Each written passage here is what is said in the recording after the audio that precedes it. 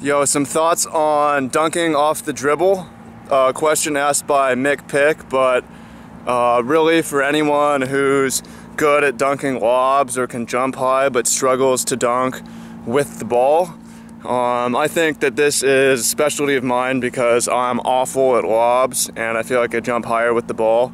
And there's things that I do that aren't necessarily super known about, so I'll just share my thoughts on how to jump higher with the ball and dunk with the ball. First thing is try to get all your form and technique and figure all that out before you go to the court. I've talked about this before, but I just don't think that why waste your jumps at dunk sessions?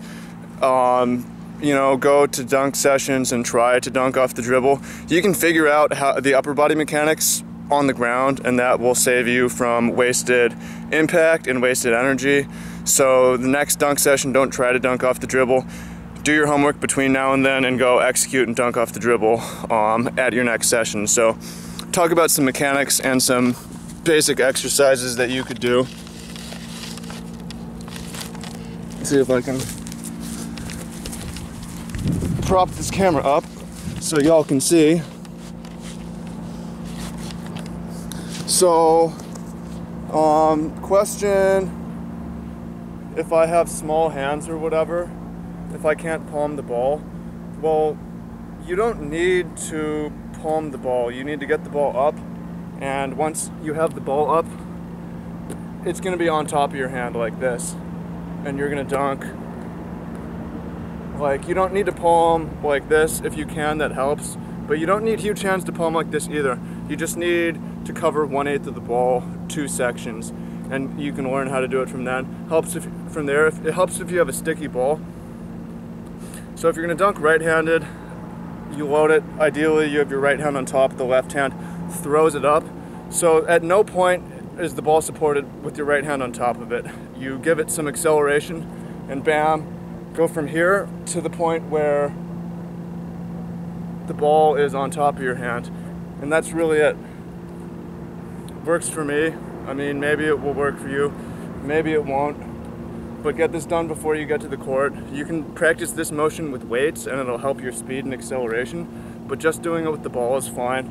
And you know, just get 20 reps in, or however many reps it takes to get comfortable where you're not losing the ball, and then do it in your jump. It helps if you just start with the ball like this and run in and don't dribble and do run up, and then when you get comfortable with that, you can add dribbles, and that will work. Once you get to the dribble, it helps if you dribble on the seams so that you can get it right on the sections so the ball doesn't fly out. That will help. Finally, the cuff dribble or cuff ball swing. If you're really dependent on arm swing for power, talked about this. Cuff swing, if you can't cuff the ball, really all the secret is to it is make the ball wet. So you can lick your hand or your wrist. I'm gonna rub it in the wet grass. It's not that wet anymore. Rub my hands in the wet grass. And you load it in like it's a fucking old school rifle. And then it's in there. And now you can arm swing. And you get the full benefits of arm swing, and you don't have to palm the ball either. So that's really all there is to it, I think. Again, just figure this stuff out before you get into the court. Don't figure it out before you go in the court, and at your next dunk session, just throw it down. As simple as that. So good luck. Hope this helps anyone who's trying to jump with the ball and dunk it.